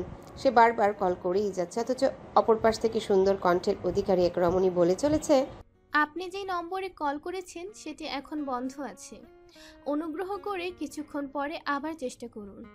স্রোত ভাবনায় পড়ে যায়। কে জানতো অন্য কারো কথা শুনে এত রেগে যাবে। কি হবে এখন? পূব আকাশে সূর্য উঠেছে, একটা নতুন সুন্দর দিনের ঘোষণা জানাচ্ছে। কিন্তু স্রোতের দিনটা খারাপ হয়ে যাবে, কারণ তার মন খারাপ। সারা রাত ঘুম হয়নি, পড়তেও পারেনি। মন খারাপ থাকলে এসে পড়তে পারে না। একটু পরপর মেহেরাতকে কল করছে, কিন্তু ফলাফল একই, ফোন অফ। নিজেকেই নিজে 1000 টাকা গালি দিয়েছে। কেন মজা করতে গেল সে? আবার নিজেই নিজেকে বলছে, আমি কি জানতাম নাকি এত রেগে যাবে? কোনো এককালে কোনো এক মহাপুরুষ বলেছিলেন, পুরুষ তার শখের নারীকে অন্য কারোর সাথে সহ্য করতে পারে না। স্রোতের কাছে এখন কথাটা সত্যিই মনে হচ্ছে। নিজের করা ভুলে নিজেই অনুতপ্ত সে। এসব ভাবতে ভাবতেই কলেজে চলে যায় সে। কলেজের ব্রেক টাইমেও অনেকবার কল করেছে মেহেরাতকে, রিং হলেও মেহেরাত রিসিভ করেনি। সে ভেবে নিয়েছে যদি সন্ধ্যার মধ্যে কথা না হয় তাহলে এক অদ্ভুত কাজ করবে। হলো তাই, সন্ধ্যার মধ্যে কথা হয়নি। স্রোত বাসায় ফিরে ফ্রেশ হয়ে বনলতা বেগমের রুমে নক করে। আন্টি আসবো? না, আসবে না। কতদিন বলেছি আন্টি না ডাকতে? যতদিন না মা ডাকার অভ্যাস করছো ততদিন আসবে না। মেকি রাগ দেখিয়ে বলে বনলতা বেগম। ওহ সরি আম্মু, টেনশনে সব গুলিয়ে যাচ্ছে, আস্তে আস্তে অভ্যেস হয়ে যাবে। বলতে বলতেই রুমে প্রবেশ করে বনলতা বেগমকে জড়িয়ে ধরে। কি হয়েছে? টেনশন কিসের? মাথায় হাত বুলাতে বুলাতে জিজ্ঞাসা করে। স্রোত উসকুস করছে, তাও আমতা আমতা করে জিজ্ঞাসা করে, তেমন কিছু না, একটা কথা বলি, রাগ করবে? রাগ করার মতো হলে অবশ্যই করব, বলো। বান্ধবী কল দিয়েছিল, শপিং এ যাবে, আমাকেও সাথে যেতে বলেছে। যাই আমি, কয়েকদিন থেকেও আসলাম ওই বাড়িতে। অনুনয় করে বলে স্রোত। উত্তরের অপেক্ষায় বনলতা বেগমের দিকে তাকিয়ে আছে সে। এর জন্য এইভাবে বলার কি আছে? পাগল মেয়ে, যাও, তবে বেশি রাত করো না, হ্যাঁ? আর তাড়াতাড়ি বাড়িতে ফিরে আসবে। আদুরে সুরে বলে বনলতা বেগম। থ্যাংক ইউ আম্মু। গলা জড়িয়ে বলে রুমে চলে যায় স্রোত। বনলতা বেগম মেয়ের কাণ্ডে হাসছেন। ব্যাগ গুছিয়ে স্রোত রওনা হয় বাবার বাড়ির উদ্দেশ্যে। সেখানে থেকে বোনকে নিয়ে এক জায়গায় যাবে। বাড়ির সামনে এসে দেখে বান্ধবী দাঁড়িয়ে আছে। বান্ধবী গাড়িতে উঠে চিন্তিত হয়ে জিজ্ঞাসা করে, শিওর তুই পারবি? পারবো। আমি কি বাচ্চা নাকি? রাত তো, কোনো বিপদ হলে? আমি ক্যারেটে জানি, ভুলে গেছিস? ধ্যাত আপু, তুইও না। শোন না, আমাকেও সাথে নিয়ে যা। একদম না। তারপর আর কথা হলো না দু বোনের মাঝে। প্রায় 2 ঘন্টা পরে তারা এসে পৌঁছায়। বান্ধবী বোনকে বিদায় দিয়ে চলে যায়। যাওয়ার সময় বোনকে জড়িয়ে ধরে বেস্ট অফ লাক বলতে ভুলে না। স্রোতেরও একটু একটু ভয় লাগছে, তবে ব্যাপার না। বান্ধবী বাড়ি ফেরার জন্য বাসের অপেক্ষা করছে। আসার সময় ক্যাব বুক করলেও সে একা একা ক্যাব বা সিএনজিতে যাবে না। বোন নিষেধ করেছিল আসতে, তবে সে জোর করে এসেছে। বাস আসে, সে বাসে উঠে পড়ে। দুটো ফাঁকা সিট পেয়ে জানালার পাশে বসে যায়। বাসে ভিড় না থাকলেও অনেক মানুষই রয়েছে, ফলস্বরূপ ভয় পাচ্ছে না সে। সে জানালা দিয়ে ব্যস্ত স্টেশন দেখতে। সে টের পায় কেউ একজন তার পাশে বসেছে, কিন্তু সে তা আমলে নেয় না। বাসে কত মানুষই উঠে। পাশের ব্যক্তিও প্রথম প্রথম চুপ থাকে। কিছুক্ষণ বাদে বাস চলতে শুরু করে। বান্ধবীর ভেতরে উৎফুল্লতা। 1 মাসের মধ্যে বোনের এতটা পরিবর্তন সত্যি আনন্দের। তার বোন আগের মতো হাসি খুশি হয়ে যাচ্ছে। পাশের ব্যক্তি তখন জিজ্ঞাসা করে, কোথায় গিয়েছিলে? পরিচিত কণ্ঠের আওয়াজ পেয়ে বান্ধবী ঘুরে তাকালে যেন শক খায়। বিস্ময় নিয়ে চেয়ে আছে পাশের ব্যক্তির দিকে। ব্যক্তিকে দেখে মনে হচ্ছে ট্যুরে গিয়েছিল, সবেমাত্রই ফিরল। পাশের ব্যক্তিটি আর কেউ নয়, রায়হান। বান্ধবী সারা শব্দ না পেয়ে পুনরায় জিজ্ঞাসা করলো, উত্তর দিলে না যে, কোথায় গিয়েছিলে? বান্ধবী বিস্ময় কাটিয়ে স্বাভাবিকভাবে বলে, আপনাকে কেন বলতে যাব? কেন বলবে না? আপনি কি আমার গার্ডিয়ান? কেন বলবে না? জীবনেও না। তাচ্ছিল্যের সাথে বলে বান্ধবী। রায়হান একটু কষ্ট পেলেও পাত্তা দেয় না, সব তারই কর্মফল। নিজেকে সামলে মলিন কণ্ঠে বলে, জীবনে কত কিছুই হয় যা আমরা আগে আগে ধারণা করতে পারি না। যে জিনিস একবার চেয়ে পাইনি, ওই জিনিস আর কখনোই যাব না। শক্ত গলায় বলে বান্ধবী। দেখা যাক সুইটহার্ট। দুষ্টুমি করে বলে রায়হান। সুইটহার্ট সম্বোধন শুনে বান্ধবীর হার্ট ফেল হওয়ার উপক্রম। চোখগুলো যেন বেরিয়ে আসবে, তবে তার রাগ লাগছে, অনেক রাগ লাগছে। সে আর কিছু না বলে জানালার বাইরে দৃষ্টি ফেলে। একটু পর রায়হান আবারও বলে, এই তোমার ঝাড়ুর মতো চুলগুলো ঠিক করো, আমার চোখে মুখে আশ্রে পড়ছে। 1 বছর আগে মানবী বিরক্ত করত, এখন তার ঝাড়ুর মতো চুলগুলো বিরক্ত করছে। মান্ধবী চোখ কটমট করে তাকিয়ে রাগান্বিত স্বরে বলে, আমার স্ট্রেইট করা চুলগুলো কেন সহজে ঝাড়ু বললেন? দেখতে তো এমনই, শুধু বিরক্ত করছে। মান্ধবী খেয়াল করলো তার চুলগুলো ছেড়ে রাখা বলে বাতাসের জন্য রায়হানের মুখে পড়ছে, তাই সে চুলগুলোকে খোপা করে রায়হানকে উদ্দেশ্য করে সরি বলে বাইরে মনোযোগ দেয়। রায়হানকে দেখলেই তার পুরনো দিনের কথা মনে পড়ে, প্রচণ্ড রাগ লাগে, ইচ্ছে করে সব কিছু তছনছ করে দিতে। রায়হান ভেবেছিল মান্ধবীকে একটু বিরক্ত করবে, কিন্তু মান্ধবী পুরো ভাবনায় এক বালতি জল ঢেলে দিল। সে আবার কিছু বলতে যাবে, তখনই মান্ধবী বলে, আরেকটা কথা বললে আমি চলন্ত বাস থামিয়ে নেমে যাব। রায়হান আর কিছু বলে না, সে বুঝে যায় মান্ধবী এখনো আগের রাগ পুষিয়ে রেখেছে। মান্ধবীকে মানাতে তার অনেক কাঠখড় পোড়াতে হবে। বাস নির্দিষ্ট গন্তব্যে পৌঁছালে মান্ধবী নেমে যায়, তার পেছন পেছন রায়হানও নেমে যায়। মান্ধবী বাসায় যাওয়ার জন্য রিক্সা খুঁজতে থাকে। অনেকটা রাত হয়ে যাওয়ায় রিক্সা নেই বলেই চলে।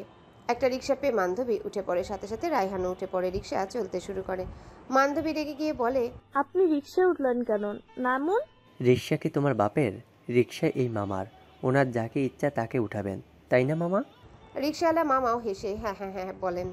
মান্ধবী এবার রিক্সাওয়ালা মামাকে রিক্সা থামাতে বলে, সে নেমে যাবে। রায়হান একটু এগিয়ে রিক্সাওয়ালা মামাকে আস্তে আস্তে বলে, মামা বউ রাগ করেছে, আপনি রিক্সা থামায়েন না। রিক্সাওয়ালা মামা হাসছে। মান্ধবী রায়হানের কথাটা শুনতে পেয়েছে। সে অবাক, হতবাক, তাকে বউ বলে পরিচয় দিল। কি বলবে বুঝে উঠতে না পেরে চুপ করে রইল। রায়হান মান্ধবীকে উদ্দেশ্য করে বলল, এত রাগ ভালো না বান্ধবী। এটা আপনার 1 বছর আগে মাথায় রাখা উচিত ছিল। তাচ্ছিল্যের সাথে বলে মান্ধবী। রায়হান মাথা নত করে ফেলে, কিছু বলে না। একসময় মান্ধবীর বাড়ি চলে আসলে সে নেমে যায়। রায়হান মান্ধবীকে উদ্দেশ্য করে অন্যদিকে তাকিয়ে বলে, নিজের সম্পত্তিকে পাহারা দেওয়ার আমার হবু স্বামীগত অধিকার, বুঝলেন মামা? মান্ধবী কথাটা শুনতে পেলেও পিছু ফিরে তাকায় না। বাড়ির ভেতর চলে গেলে রায়হান দীর্ঘশ্বাস ফেলে নিজের বাড়ির দিকে রওনা হয়। মেহেরাত ওই দিন সকালে অফিসে এসে 5 দিনের ছুটির দরখাস্ত করেছে। গ্রহণ হলেই সে রাজধানীতে যাবে। মেহেরাদের রাগ মাত্রাতিরিক্ত, সবসময় ভালো থাকে তাই বোঝা যায় না, হাইপার হলেই চলে। সেখানে তার ভালোবাসার মানুষ নাকি অন্য এক ছেলেকে ফিল করে, হ্যালুসিনেট করে। সে তো পারেনি ওই দিন রাতেই চলে যেতে, ইচ্ছে করে স্রোতের কল রিসিভ করেনি সে। বাসায় গিয়ে মজা বুঝাবে। বর্তমানে তার জন্য বরাদ্দকৃত কক্ষে কিছু পুরনো ফাইল দেখছিল। তখনই একজন গার্ড এসে তাকে জানায়, স্যার, একজন মেয়ে এসেছে, আপনার সাথে দেখা করতে চাই। মেহেরাত অবাক হয়, গম্ভীর কণ্ঠে জিজ্ঞাসা করে, কোথায় তিনি? হোয়াইট রুমে। আপনি যাবেন নাকি এখানে পাঠিয়ে দেব?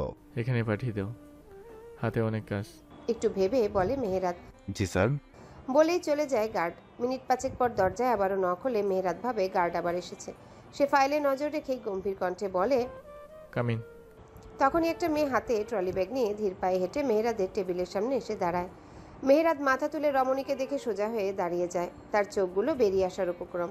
সে বুঝতে পারছে না সে কি সত্যিই দেখছে নাকি কল্পনা করছে। অস্ফুট স্বরে বলে ওঠে, সতোষিনী। স্রোত অধর প্রসারিত করে মেহেরাদের দিকে এগিয়ে যায়, 1 হাত দূরত্ব বজায় রেখে দাঁড়ায়। অধর প্রসারিত করে জিজ্ঞাসা করে, ভয় পেয়েছেন নাকি সারপ্রাইজড হয়েছেন মেজর মেহরাজ সাদাক? কিন্তু তুমি এখানে কিভাবে? কল্পনা করছে কি? থেমে থেমে জিজ্ঞাসা করে মেহেরাত। স্রোত এখানে আসবে এটা তার কল্পনাতীত ছিল। স্রোত চমৎকার হেসে দুষ্টুমির স্বরে বলে, আপনাকে বলেছিলাম না একটা ছেলে আমাকে প্রপোজ করেছে, আমি তাকে ফিল করি, হ্যালুসিনেট করি। সে তো এখানেই থাকে, চট্টগ্রামে। তার সাথে দেখা করতেই তো এখানে এসেছি। প্রপোজাল অ্যাকসেপ্ট করে চাই কিনা ভাবছি। স্রোতকে দেখে মেহেরাত যতটা অবাক হয়েছিল, খুশি হয়েছিল, এক মুহূর্তে সব রাগে পরিণত হয়ে গেল। চেহারার রং পাল্টে গেল। রাগে কপালের রগগুলো ফুলে উঠেছে। তাও নিজেকে শান্ত করার বৃথা চেষ্টা করে বলে, আমাকে রাগিও না স্রোত। আমি সত্যি কথা বলছি, আমি তাকে সর্বত্র অনুভব করি। ভাব নিয়ে বলে স্রোত। এবার আর মেহেরাত নিজের রাগ দমন করতে পারল না। এক হাত দিয়ে স্রোতের গাল চেপে ধরে, আরেক হাত দিয়ে স্রোতের ডান হাত চেপে ধরে দাঁত কিরমিরিয়ে বলে, ইচ্ছে করছে দাঁতগুলো একটা একটা করে খুলে ফেলি। শুনে রাখো, পাগুলো ভেঙে ঘরে বসিয়ে রাখবো, না হয় খুন করে মৃতদেহ সংরক্ষণ করে তার সাথে সংসার করব। অন্য কারোর কথা মাথায় আনবেন না। বলেই স্রোতকে ছেড়ে দিয়ে পিছনে ফিরে নিজের রাগ নিয়ন্ত্রণ করার চেষ্টা করতে থাকে। স্রোত বুঝলো আর রাগানো ঠিক হবে না। সে মেহেরাতকে জোর করে নিজের দিকে ঘুরালো, কিন্তু মেহেরাত অন্যদিকে তাকিয়ে আছে, স্রোতের দিকে তাকাচ্ছে না। স্রোত নিজের 2 হাতের আজলে মেহেরাতের মুখটা নিয়ে নিজের দিকে ফেরাতে ফেরাতে বলে, তাকান আমার দিকে। মেহেরাত চুপ। তাকান না। মেহেরাত এবার স্রোতের চোখে চোখ মেলালো, কিন্তু কিছুই বলল না। চোখ লাল হয়ে আছে। ঘটে কি নিয়ে ডিফেন্সে জব করছেন? মানে? হতভম্ব হয়ে জিজ্ঞাসা করে মেহেরাত। মানে নিজেকে নিয়ে নিজেই জেলাস ফিল করছেন মেজর সাহেব? Are you serious? Yes I am. আমি যাকে ফিল করি, হ্যালুসিনেট করি, সে আমার সামনে দাঁড়িয়ে আছে। সে 2 দিন আমার ফোন রিসিভ করছিল না, তাই আমি এখানে চলে এসেছি। বলেই মেহেরাতকে ছেড়ে দিয়ে পেছনে ঘুরে দাঁড়ায়। ব্যাপারটা বুঝতে একটু সময় লাগে মেহেরাদের। যখনই বুঝতে পারে তখনই এক হ্যাচকা টানে স্রোতকে নিজের কাছে নিয়ে আসে। টান সামলাতে না পেরে স্রোত মেহেরাদের বুকে গিয়ে পড়ে। মেহেরাত স্রোতের কোমরে হাত রেখে ওর কপালে কপাল ঠেকায়। আবেশে দুজনেরই চোখ বন্ধ। মেহেরাত নরম স্বরে বলে, কলিজা ফেটে যাচ্ছিল স্রোত, বুকটা চিনচিনে ব্যথা করছিল, আত্মায় যেন পানি আসলো এখন। আর এমন মজা করো না প্লিজ, আমি সইতে পারি না। গতকাল রাতে স্রোত চট্টগ্রামের উদ্দেশ্যে মান্ধবীকে নিয়ে বাস স্টেশন পর্যন্ত আসে। মান্ধবীটাকে টিকিট কেটে বাসে উঠিয়ে দিয়ে গেছে। স্রোত বান্ধবীর সাথে পরামর্শ করেই এসেছে। সারা রাত বাসে থেকে ভোরের দিকে চট্টগ্রামে পৌঁছায়। তারপর একটা হোটেলে গিয়ে ফ্রেশ হয়ে রেস্ট নিয়ে 11টার দিকে চট্টগ্রাম সেনানিবাসের উদ্দেশ্যে বের হয়। বর্তমানে স্রোত মেহেরাদের সামনে বসে আছে। মেহেরাত কাজ করছে, কাজের ফাঁকে ফাঁকে স্রোতের দিকে তাকাচ্ছে। চোখের ইশারায় স্রোতকে লেগ ফুল করছে আর হাসছে। স্রোত প্রথম রাগী দৃষ্টিতে তাকালো, এখন পাত্তা দিচ্ছে না। নিজেরই লজ্জা লাগছে। ঝোঁকের বসে কি কাজটা এনা করে ফেললো। ঢাকা থেকে চট্টগ্রাম চলে আসছে, এখন মেহেরাত তো তাকে পচাবেই, মজা নিবে। স্রোত বলেছিল হোটেলে ফিরে যেতে, মেহেরাত নিষেধ করে এখানেই বসিয়ে রেখেছে। কে কি ভাববে বলবে সেটা মেহেরাত ম্যানেজ করে নিবে। তখনই দরজায় নক করে একজন মেয়ে ক্যাপ্টেন প্রবেশ করে। তার নাম ক্যাপ্টেন সামিরা সুলতানা। সে গত 2 বছর যাবৎ মেহেরাতকে পছন্দ করে। হাবভাবে বোঝা যায় কিন্তু সরাসরি প্রকাশ করে না। মেহেরাত রাগলে তার চাকরির উপর প্রভাব পড়তে পারে না, তবে তার হাবভাব মেহেরাত বুঝেও পাত্তা দেয় না। সামিরা এক অপরিচিত সাধারণ নারীকে দেখে অবাক হয়। এখানে তো থাকার কথা না। তার চোখ মুখ দেখেই বোঝা যাচ্ছে সে অপ্রসন্ন হয়েছে। সামিরা অন্য কথা না বলে সোজা জিজ্ঞাসা করে, স্যার উনি কে? মেহেরাদের মুখ দেখে বোঝা যাচ্ছে এই প্রশ্ন শুনে সে মোটেও খুশি নয়। সে কিছু বলতে যাবে তার আগে স্রোত বলে ওঠে, পরিচিত, একটা প্রয়োজনে এসেছিলাম। সামিরা স্রোতের দিকে তাকিয়ে আছে। মেহেরাদের মুখ দেখে বোঝাই যাচ্ছে স্রোতের উত্তর শুনে সে খুশি হয়নি, উল্টো রেগে গেছে। সে রাগান্বিত স্বরে সামিরাকে উদ্দেশ্য করে বলে, আপনি নিশ্চয়ই এই প্রশ্ন করার জন্য এখানে আসেননি, কেন এসেছেন সেটা বলুন। মেহেরাদের কথা শুনে সামিরার মাথা নত হয়ে যায়। সে বলে, স্যার স্যার প্রয়োজনের কথা বলুন। কাটকাট গলায় বলে মেহেরাত। সামিরা জানালো এখনই মিটিং ডাকা হয়েছে সব অফিসারদের নিয়ে, মেহেরাতকে যেতে হবে সাথে। আরও অনেক কিছুই বলল। স্রোত সবটা খুঁটিয়ে খুঁটিয়ে অবলোকন করেছে। মেয়েটার হাবভাব তার একদম ভালো লাগেনি। মেহেরাদের দিকে কেমন দৃষ্টিতে তাকিয়ে থাকে। স্রোতের কেন জানি এই দৃষ্টিটায় ঠিক লাগছে না। মেহেরাত স্রোতকে অপেক্ষা করতে বলে মিটিংয়ের উদ্দেশ্যে বেরিয়ে যায়। মেহেরাত বেরিয়ে গেলে সামিরা স্রোতের দিকে সন্দেহের দৃষ্টিতে তাকায়, যা স্রোতের নজর এড়ায় না। সামিরার সন্দেহের দৃষ্টি রেখে জিজ্ঞাসা করে, আপনারা কি সত্যিই পরিচিত? অন্য কোনো সম্পর্ক নেই তো? কেন বলুন তো? না এমনি। আপনি মেহেরাত স্যারকে পছন্দ করেন? জিজ্ঞাসা করে স্রোত উত্তরের অপেক্ষায় সামিরার মুখ পানে চেয়ে আছে। প্রশ্নটা শুনে সামিরার মুখের রং চেঞ্জ হয়ে যায়। স্রোত যা বুঝার বুঝে গিয়েছে, রাগ লাগছে, তবুও নিজেকে সামলে আবারও বলে, আমাকে বলতে পারেন, আমি হেল্প করতে পারবো। কথাটা শুনে সামিরার মুখ উজ্জ্বল হয়ে যায়। সে আনন্দে বলে ওঠে, 2 বছর যাবৎ ভালোবাসি, কিন্তু প্রকাশ করতে পারিনি। অনেক চেষ্টা করেছি, পাত্তা দেয়নি আমায়। স্রোত এবার আর নিজেকে সামলাতে পারে না, রেগে গিয়ে বলে, এতদিন প্রকাশ করেননি আর করবেনও না। আমি মেহেরাত সাদাফের স্ত্রী মিসেস স্রোতস্বিনী মেহেরাত সাদাফ। সামিরা বিস্ময় নিয়ে স্রোতের মুখ পানে তাকিয়ে আছে। কি বলবে বুঝতে পারছে না। থেমে থেমে বলে, মিটিং শুরু হয়ে যাবে, আসছি আমি। সামিরা চলে যায়, রেখে যায় রাগান্বিত স্রোতকে। স্রোত নিজের উপর রাগ নিয়ন্ত্রণ করতে পারে না। কি করবে সে বুঝতে পারছে না। মাথার চুল টেনে ছিঁড়তে ইচ্ছা করছে। বাসায় থাকলে এতক্ষণে কিছু না কিছু ভেঙে ফেলতো, না হয় সাদা কাগজে লিখতে বসতো। লিখলে নিজেকে নিয়ন্ত্রণ করা যায়। এত কিছু না ভেবে টেবিলের উপর থেকে কাগজ নিয়ে লিখতে শুরু করে। প্রায় ঘন্টাখানেক পর মেহেরাত এসে স্রোতের অবস্থা দেখে ভয় পেয়ে যায়। তাড়াতাড়ি করে স্রোতের কাছে যায়। স্রোতের চোখ মুখ রক্ত লাল হয়েছে আর ফোপাচ্ছে। মেহেরাত বুঝে উঠতে পারলো না কি হয়েছে। সে স্রোতকে আগলে নিল, তারপর জিজ্ঞাসা করলো, এই স্রোত, কি হয়েছে তোমার? শরীর খারাপ লাগছে, বলো। স্রোত ফোপাচ্ছে আর নিজেকে ছাড়ানোর চেষ্টা করছে, কিন্তু কিছু বলছে না। মেহেরাত আবারও জিজ্ঞাসা করলো, কি হয়েছে? এমন কেন করছো? না বলে বুঝবো কিভাবে? আমি অতি সহজে কাউকে নিজের করি না, আর একবার যদি করে ফেলি তাহলে তার উপর অন্য কারোর নজর আমি সহ্য করতে পারি না। আপনার উপরও কারোর নজর আমি মেনে নিব না, মানতে পারছি না আমি।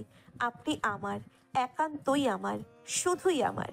আপনার উপর শুধু একজনের অধিকার, আর সেই একজনটা আমি, আর কেউ নয়।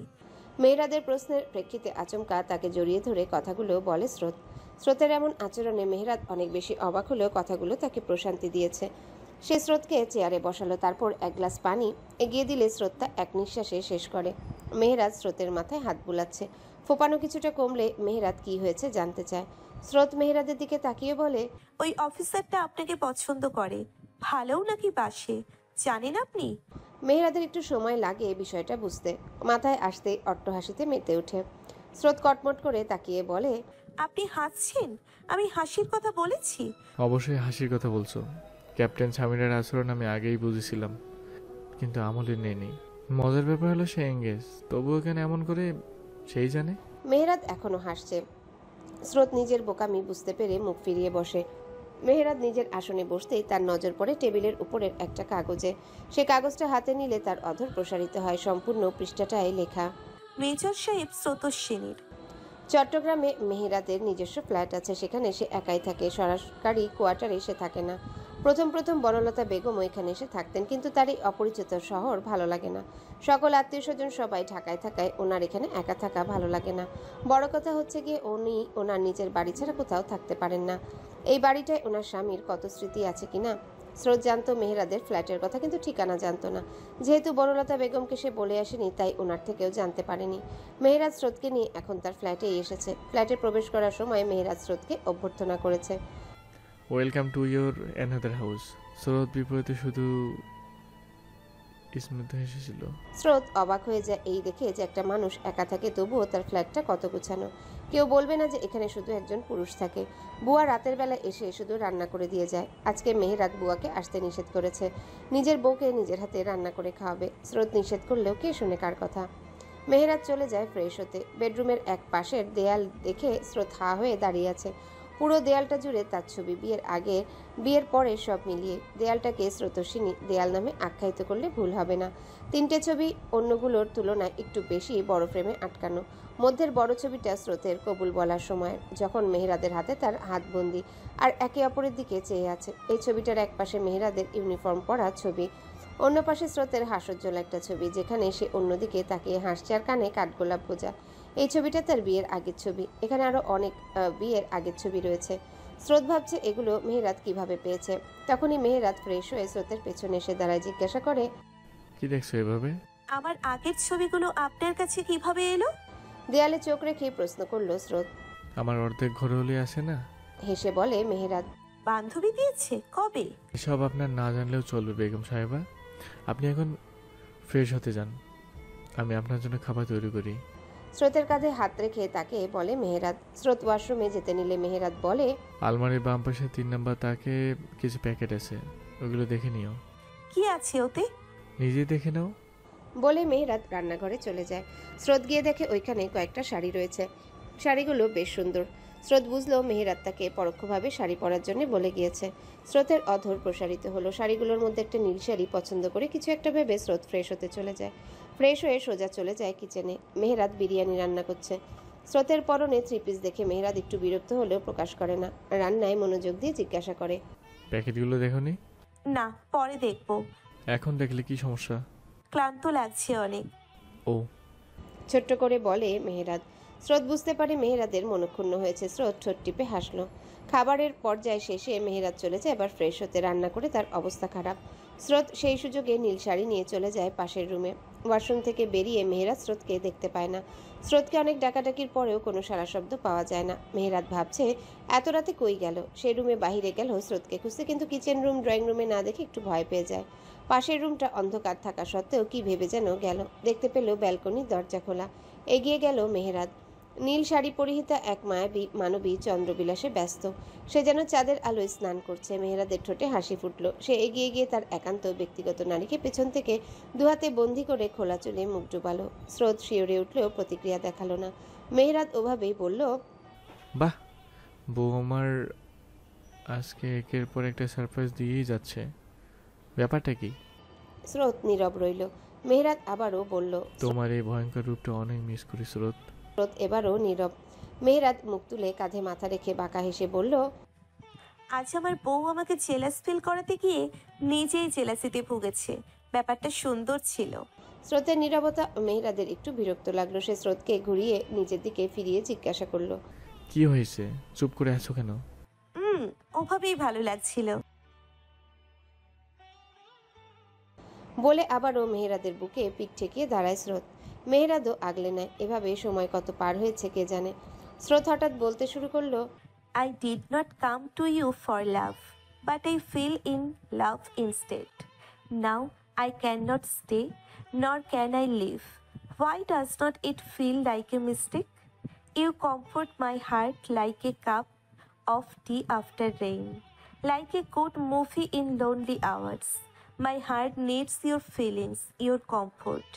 I have found my heaven in you. I am lost in your thoughts. মেহেরাদের অধর প্রসারিত হলো, বাঁধন যেন আরো দৃঢ় হলো। সে প্রশান্তির হাসি হেসে বলল, তাও ভালোবাসি বলবে না? না, বলো। বলবো না। যাও, বলতে হবে না। মেহেরাদ আচমকা স্রোতকে কোলে তুলে নেয়। হঠাৎ হাওয়ায় স্রোত চোখ মুখ খিচিয়ে মেহেরাদের শার্টের কলার খামচে ধরেছে। মেহেরাদ বাচ্চামো করে রুমে যেতে যেতে বলল, চলো চলো, ঘরে চলো। চাঁদের আলো তোমার সর্বাঙ্গ ছুঁয়ে দিচ্ছে, আমার হিংসে হচ্ছে। হ্যাঁ, চাঁদের আলো কেন তোমাকে ছুঁবে? আমি ছুঁয়ে দেব তোমাকে, অন্য কেউ আমি ছুঁয়ে দেব তোমাকে, অন্য কেউ কেন স্পর্শ করবে? আমি করব। বলতে বলতে স্রোতকে বিছানায় শুইয়ে দেয় মেহেরাদ, তারপর নিজেও পাশে শুয়ে পড়ে। স্রোত হতভম্ব হয়ে চেয়ে আছে। চাঁদের আলোকেও কেউ হিংসা করতে পারে? ঘরে পিনপতন, নীরবতা, অন্ধকারাচ্ছন্ন। উভয়ের দৃষ্টি সিলিং ফ্যানটার দিকে। তারা চুপ, সময় চুপ, প্রকৃতি চুপ। মেহেরাদ নীরবতা ভেঙে ক্ষীণস্বরে ডাকলো, স্রোতস্বিনী। উপরের দিকে চোখ রেখে স্রোত বলল, বুকটা খালি খালি লাগছে। স্রোত না বুঝার ভান করে জিজ্ঞাসা করলো, এখানে এখন একজনের থাকার কথা ছিল, কিন্তু সে দূরে সরে আছে। ভাবছি এখানটায় ক্যাপ্টেন সামিরা সুলতানাকে জায়গা দিব। স্রোত তড়িৎ গতিতে মেহেরাদের বুকে মাথা রেখে শক্ত গলায় বলল। মেহেরাদ শব্দ করে হেসে ফেলল, শক্ত করে জড়িয়ে ধরল নিজের স্রোতস্বিনীকে। অনেকক্ষণ পরে মেহেরাদ স্রোতকে ডাকলো, স্রোত। স্রোত গা ভাসাবো। স্রোত শিওরে উঠল, তবুও না বুঝার ভান করে বলল, বুঝিনি। আদর করব। স্রোতের হৃৎপিণ্ড সর্বোচ্চ গতিতে স্পন্দিত হচ্ছে। সে এক ঝটকায় নিজের জায়গায় চলে আসলো। থেমে থেমে বলল, এখন না। কেন? এমনিতেই। আচ্ছা। আর একটা কথাও বলল না মেহেরাদ। পাশ ফিরে চুপ করে রইল। স্রোত যেন মেহেরাদের নীরবতা মানতে পারল না। সে মেহেরাদকে ডাকলো, শুনুন না। পাশ না ফিরে জবাব দেয় মেহেরাদ, এদিকে তাকান না। শুনছি তো, বলো। পাশ ফিরে না তাকিয়ে বলে মেহেরাদ। এবার স্রোত মেহেরাদের হাত টেনে তাকে নিজের দিকে ফেরাতে ফেরাতে বলে, ডাকছি না আমি, তাকান এদিকে। বলো। স্রোত মেহেরাদের দিকে ঝুঁকে ওর হাত দিয়ে নিজের ঠোঁট ছুঁয়ে বলে, এখানে একটা চুমু দিন তো। বিস্ময়ের জোয়ারে ভেসে গেল মেহেরাদ, তবুও চাপা রাগ দেখিয়ে বলে, কেন? আমার চুমু খেতে ইচ্ছে করছে তাই। দেবেন কিনা বলেন, না দিলে বলুন। আমাকে অনেকে পছন্দ করে, তাদের কাছে চাইবো, পাই। বলে স্রোত সরতে নিলে মেহেরাদ তাকে শক্ত করে ধরে বালিশে শুইয়ে দিল। স্রোতের দিকে ঝুঁকে দাঁত কিরমিরিয়ে বলল, বড্ড পারবে রেসো। স্রোত মুচকি হাসলো, কাজ হয়েছে। সে আবার কপালে, গালে, চোখে, নাকে, ঠোঁটে ইশারা করে বলল, তাহলে দিন এখানে। বাক্য শেষ করতে হলো না স্রোতের। মেহেরাদ পুরো মুখ চুমুতে ভরিয়ে দিল। স্রোত আবেশে চোখ বন্ধ করে রইল। সবচেয়ে গভীর চুমুটা খেলো ঠোঁটে, তারপর গলায়, ঘাড়ে, বুকে। স্রোত বাধা দিল না। ধীরে ধীরে প্রগাঢ় হলো স্পর্শ। নিষিদ্ধ মাদকতায় চুরমার হলো লজ্জা, অপেক্ষা। অবাধ্য ইচ্ছা পূরণে মেতে উঠল দুজন মানবী। শরীর স্পর্শ তখনই সুখ ও আনন্দের হয় যখন তা ভালোবাসার সম্মানে ভরপুর হয়। সেই সাথে স্রোতে গা ভাসানোর অবাধ্য ইচ্ছে পূরণ হলো মেহেরাদের। হ্যালো বন্ধুরা, পরবর্তী পার্ট খুব তাড়াতাড়ি আসবে, তো সবাই অপেক্ষায় থাকো। আর চ্যানেলটি যারা এখনো সাবস্ক্রাইব করোনি তারা পরবর্তী পার্ট দেখার জন্য চ্যানেলটি সাবস্ক্রাইব করে রেখো। ধন্যবাদ সবাইকে, আমাদের সাথেই থেকো।